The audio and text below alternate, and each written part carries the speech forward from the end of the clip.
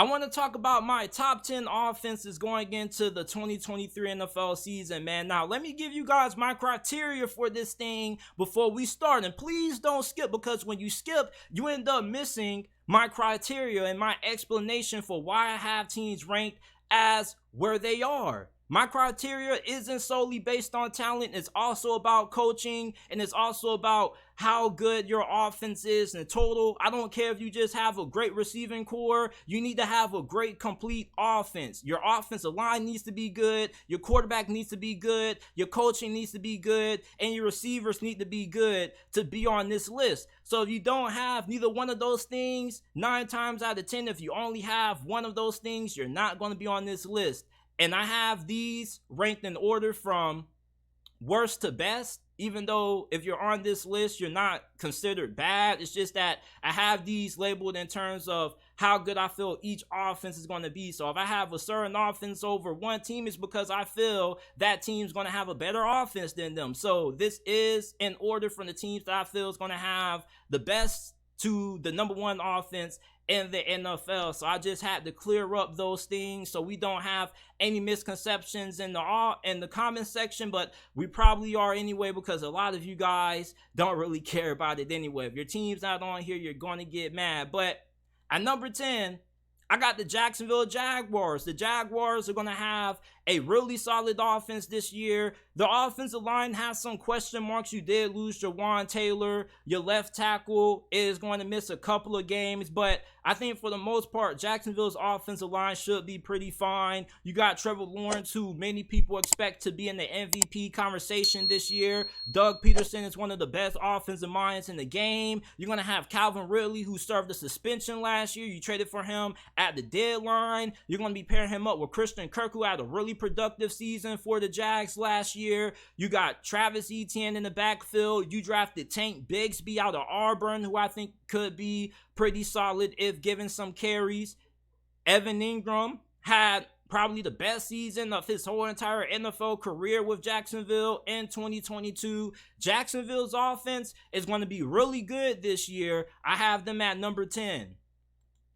Coming in after them at number 9, we got the LA Chargers. Now, the Chargers almost didn't make this list. Just keeping it a beam with y'all, but I really like the hiring of offensive coordinator Kellen Moore. I feel like he was scapegoated out of Dallas. I feel like many Cowboy fans try to put all of the Cowboys' offensive issues on Kellen Moore, and he did have some bone-scratching decisions at times, but I think for the most part, this dude is a really good offensive coordinator, and something that he specializes in is getting the most out of the deep passing game. And that's something that the LA Chargers haven't allowed Justin Herbert to do, which is throw the football downfield. Their previous offensive coordinator held Justin Herbert back with his conservative old school offense. Didn't really allow Justin Herbert too many opportunities to just let it rip downfield. Kellen Moore is going to do that. They have a very fantastic group of receivers. You drafted Quentin Johnston in the first round out of TCU. This guy is going to be a stud playing with Justin Herbert. I feel like this was the best place for him. You got Keenan Allen, Mike Williams, and although Keenan Allen, he may not be what he used to be because he struggles to stay healthy, but when he's on the field, I still feel he's one of the best slot receivers in the game. Mike Williams is probably the best receiver in the NFL when it comes to making OMG catches. I mean, this dude just catches everything that gets thrown his way, and this offensive line struggled last year because they had to deal with a good amount of injuries. There was a time late last year where I believe they were down 3 to 4 starters on the offensive line at one point. So I believe with the offensive line coming back fully healthy, you got Kellen Moore as your new OC. This offense is going to be really good this year. This is going to be a top 10 offense. You also should have way more success running the football this year. Austin Eckler didn't really have a lot of daylight when he had opportunities to carry the rock because the offensive line wasn't good, and you just had an offensive coordinator that just wasn't all that great at being able to modernize this offense. I got the Chargers in at number 9. Next up, we got San Francisco. Some of you guys, if you're a 49ers fan, you're probably going to be really irritated. You're going to be like, man, JT, we should be a lot higher than number 8. We got Brandon Ayuk, George Kittle, Deebo Samuel, a really good offensive line. We have one of the best play callers in the game, and Kyle Shanahan, and you're right. But the reason why I got you a little bit lower is because you got Brock Purdy as your QB. Now, I'm not saying that I don't believe in Brock Purdy, because I do. You guys can go back and check all the videos that we've done on this podcast. I've been going for Brock Purdy, rooting for this man really hard. It's just that compared to the other offenses on this list, Brock Purdy is probably the worst QB on here, but that doesn't mean that I think he's going to be bad. I think that he did a really good job when he had to come in on a short-term notice. He was the best rookie quarterback in the NFL last year, no debate about it. And going into this year, I expect him to be the starting quarterback, and I think that the 49ers should still be able to pick up from where they left off last season, even though there are concerns about how Brock Purdy's going to be coming off that elbow injury that he suffered. But this 49ers offense, they got a lot of talent. You traded for CMC. He's the best running back in the NFL. We saw the big impact that he had on this offense last year. For everybody that says the running back position is starting to go extinct, it doesn't really have a big impact on the game, ask yourself this question. Would the 49ers offense be as good as what it was last year if they didn't have CMC? Would they have made it as far as what they did if they didn't trade for Christian McCaffrey? I don't think they make it to the NFC Conference Championship game if they don't trade for a Christian McCaffrey. He's really good catching the ball out of the backfield. He's really explosive with the ball in his hands. And then you got a really good backup behind him and Elijah Mitchell, who people seem to forget about at times. But the 49ers got a really talented offense. Brock Purdy is just a little bit of the reason why I have them a little bit low on here. Now, if Brock Purdy ends up performing at an even better level than what he did last year, then come next year around this time when I do my top 10 offenses, they will be a lot higher. But for right now, I have them at number 8. The Detroit Lions come in at number 7. You have one of the best offensive coordinators in the game, and Ben Johnson, who probably is serving his final year in Detroit as the Lions offensive coordinator. I expect this man to end up getting a head coaching job come the end of last year. I think that Ben Johnson is a fantastic football coach. The way that he's able to get the most out of the players on his team, and he does a really good job at maximizing his personnel. And then they drafted Jahmyr Gibbs. Jahmyr Gibbs isn't just a running back. There are people who were scratching their head about the Lions' decision to take Jahmyr Gibbs. He's not just a RB, people. Jahmyr Gibbs is a weapon. The Detroit Lions have been lining this man up during minicamp and OTAs at receiver. Jahmyr Gibbs can do everything for Detroit. He's explosive. He's a home run threat. You can line him up out wide. You can line him up in the slot. He's going to be an incredible yak threat. Jahmyr Gibbs is just a do-it-all back or a do-it-all player for the Detroit Lions. And then you're going to have a really good receiving core once Jameson Williams gets back from serving that suspension for gambling. You got Marvin Jones, who, although he's getting up there in age, he's a pretty good veteran. He was really solid for Jacksonville last year, in my opinion, when his number was called. And then Amon-Ra St. Brown is starting to cement himself as one of the best slot receivers in the game.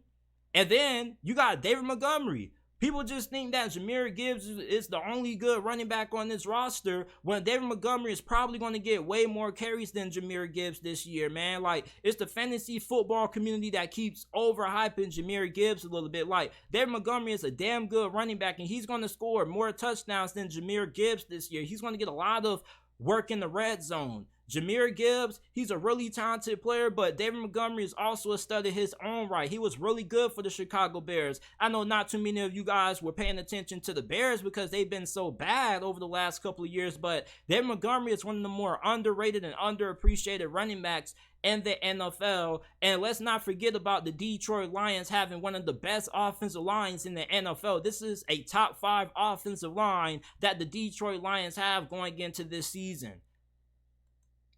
The Miami Dolphins are coming in at number 6. A lot of you Dolphins fans hate me.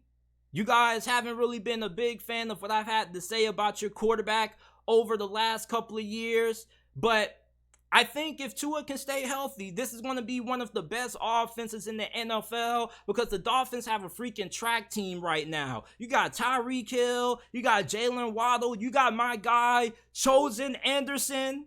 formerly known as Robbie Anderson. You got Devon A-Chain. You have the fastest offense in the NFL this year. There is so much speed, so much explosiveness on this offense. Raheem Mostert, your only concern is, can Tua stay healthy? Tua got kind of big. I don't know how many of you guys done peeped Tua so far throughout minicamp for the Miami Dolphins, but he's kind of got some muscle on him now. He got a little bit of meat on him. He's trying to make sure that he isn't a liability this year when it comes to him being able to stay healthy. And people forget that Tua Tagovailoa, during the first half of the season, was a legitimate MVP candidate. There were a couple of outlets that named him the NFL's midseason MVP. So if he can build on the success that he had last year, year one under Mike McDaniel, and this offensive line can improve, the Dolphins offense is going to be probably one of the more explosive offenses in the NFL this season, and better than what it was last year. And this offense was really good last year. The Philadelphia Eagles come in, starting off my top 5. They didn't really lose too much on the offensive side of the football. They did lose a couple of talented guards, but for the most part, Philadelphia still should have one of the best offensive lines in the NFL. Jason Kelce comes back for another season. He's still arguably one of the best centers, if not the best center in the NFL. Your tackle position is still going to be really fantastic. Jalen Hurts, there's some reports saying that he's going to be even better this season than what he was last year, because he's taken even more steps to improve as a passer, which is downright scary. And then you got A.J. Brown, Devontae Smith, one of the best wide receiver duos in the NFL. This Philadelphia Eagles offense is stacked. You did lose Miles Sanders, but I think you upgraded in trading for DeAndre Swift. I think DeAndre Swift brings more to the offense than what Miles Sanders does, because DeAndre Swift is able to catch passes out of the backfield. I believe he has better hands than what Miles Sanders did. Plus, you can move him a little bit around on the offense. And if DeAndre Swift can stay healthy, he's going to be one of the more underrated additions of this offseason. And then you got Chris Carson, who is a pretty productive back when he can stay healthy. Keyword, when he can stay healthy. This dude is the definition of injury prone, but the Philadelphia Eagles offense shouldn't drop off from how good they were last year. They did lose Shane Steichen, who was their OC. He's now the head coach of Indianapolis, but I think with them bringing back the main core of their offense, this offense should still be amongst the best in the NFL this year. Now, this is going to start to ruffle some feathers, people. The Cincinnati Bengals come in at number 4 for me. They finally have addressed the offensive line. Well, they tried to address the offensive line last year, but some of the guys they signed got injured. Guys like La'el Collins didn't work out. They spent a lot of money to get Orlando Brown. Orlando Brown is one of the best left tackles in the game. We don't know who's going to be starting at right tackle for Cincinnati. It's either going to be Jonah Williams or La'el Collins. I guess we have to wait and see on that. But the interior of their offensive line should be really good. They had a handful of guys who ended up getting injured late in the season, and they weren't available in the postseason. And the only thing that is holding Joe Burrow back from winning a Super Bowl is the fact that he hasn't had an elite offensive line. If you want to win a Super Bowl in today's NFL, you got to have a good offensive line. Outside of the Bengals, the other 3 teams that were in the conference championship game, Kansas City, Philadelphia, and San Francisco, what did they all have in common that Cincinnati didn't have? A good offensive line. If you can't win up front, it doesn't matter how good your receivers are. Cincinnati, I think they have finally solved their issues on the offensive line. You couple that with the fact that you got my guy, the best quarterback in the NFL, not named Patrick Mahomes. You got the best receiving core in the NFL, Tyler Boyd, Jamar Chase, T. Higgins. I think this is the year that my boy Joe Burrow finally has a legitimate shot at being able to win the Super Bowl, given the fact that he finally is going to have a really good offensive line blocking in front of him. And then the run game should improve. You're going to have Joe Mixon, Chase Brown. A lot of Bengals fans are really excited about. The Bengals come in at number 4. Number 3, we got the Kansas City Chiefs. The Kansas City Chiefs, ever since Patrick Mahomes has taken over the reins at quarterback for them, they've had the top 3 offense pretty much every single year he's been the starter. I don't think that's going to change this year. As a matter of fact, I think their offense can be even better this year than what it was last year, because the young receivers that you had on your roster, they're going to have another added year in your system. MVS was pretty good at times for Kansas City. Kadarius Toney, when you traded for him, he didn't really do much during the regular season, but he was a pretty big part during your Super Bowl run. He had a really big punt return, and many people are expecting him to have a breakout season. Sky Moore is going into year 2 in this offense. But guys, I'm really excited about that I'm not hearing a lot of talk about, which is a little bit surprising because Chiefs fans were always talking about this dude last offseason, is former Clemson wide receiver Justin Ross. He didn't get to play last year because he suffered an injury that sidelined him for the whole entire year, but I think that Justin Ross is being heavily overlooked. He was a first-round talent that just went undrafted due to injuries and medical reasons, but if he can stay healthy, I expect him to have a very good season for Kansas City this year. Now, at running back, you got my guy Isaiah Pacheco, who was a 7th-round pick out of Rutgers. I love this dude a lot. He is a fantastic running back. I love how he runs with a lot of aggression. This dude runs with a lot of attitude, man. Every time you watch Isaiah Pacheco run, you hear some pads thumping, you hear some pads clapping. This is one of those running backs that doesn't shy away from contact, man. If you're a linebacker, a defensive back, and you see this dude in the open field, I hope you love the tackle, because if you not, he's gonna knock those damn shoulder pads off. He's gonna knock that helmet on loose. I love me some Isaiah Pacheco, and I love this offense. I am a little bit skeptical about their offensive line. You got Donovan Smith. You signed Jawan Taylor to a massive deal, which I kind of view as I won't even say a slight overpay. I think that signing Jawan Taylor to the deal that they gave him was a major overpay. I don't think I would have paid him that much, but this offensive line should still be really good. You got Creed Humphrey, Trey Smith. This is one of the best offensive lines in the NFL still, just with how talented they are when it comes to the interior part of their line. Just have some concerns about how their tackle situation is going to play out. But I think Kansas City is going to have the 3rd best offense in the NFL this year.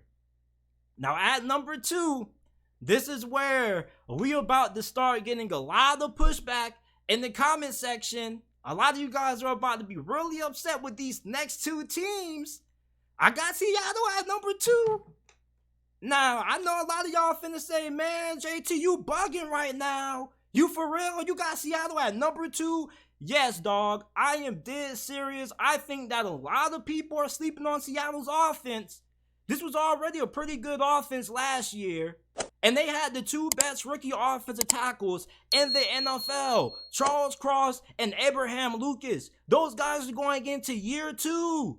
The development is going to be insane. Seattle could have the best offensive tackle duo in the NFL. There's not too many teams that have elite caliber offensive tackles at both left and right. And then you look at what they added at wide receiver. You already had Tyler Lockett and DK Metcalf. That was one of the best receiving duos in the NFL. And now you add JSN, Jackson Smith-Njigba. I know he's not one of the more athletically gifted wide receivers that came out of this past year's draft, but this dude is a technician. He's a fantastic route runner, creates great separation on his routes. He has high football IQ. He has fantastic hands. You put him in this offense, they're going to do some damage. And then you got my dude, MVP Geno, at quarterback returning. They took care of my guy. I think he's going to have an MVP caliber season. Shoot, he was in the MVP discussion last year. Even though he wasn't a finalist, but he was a top 10 candidate. And you look at what they have at running back. Kenneth Walker was going off. He probably could have won Offensive Rookie of the Year. And then you draft Zach Charbonnet out of UCLA. The interior of their offensive line, I really like a lot.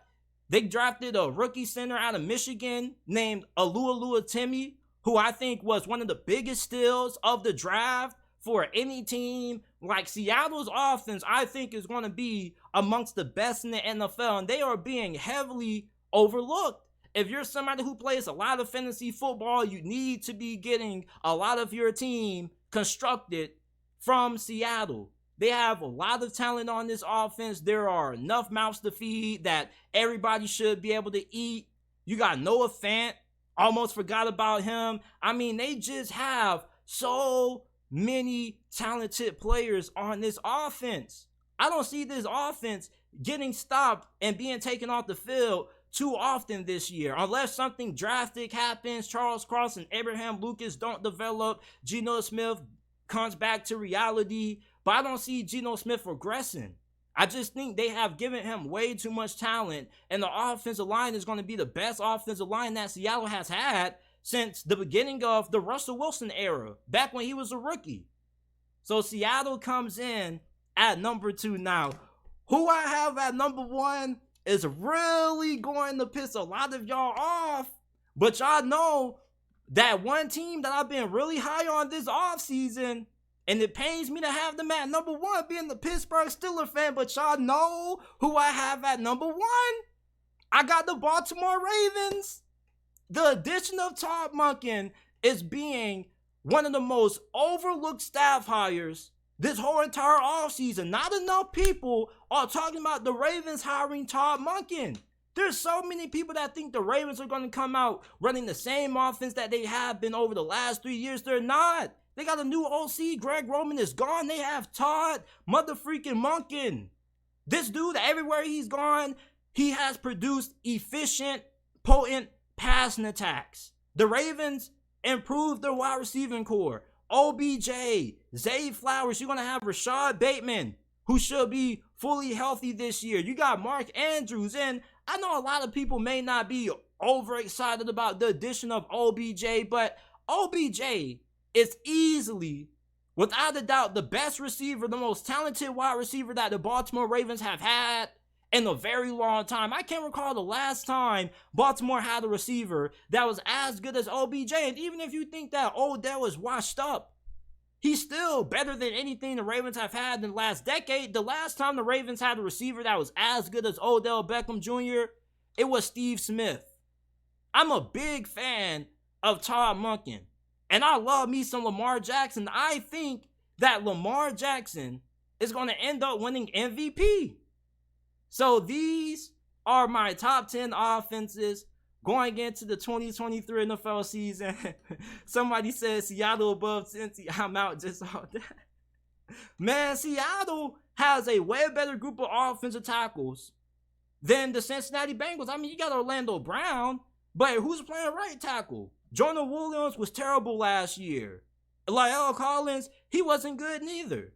So Cincinnati's offensive line, at least when you look at their tackle position, I put them below Seattle for that reason. And plus, they got more talent at running back overall. You got Kenneth Walker and Zach Charbonnet. I just think that Seattle is going to have one of the best offenses in the NFL. And then you got Lamar Jackson. I think he's going to end up winning MVP this year. He's probably my front runner right now to win the MVP award this year. But these are my top 10 offenses going into the 2023 NFL season. Leave your comments down in the comment section down below.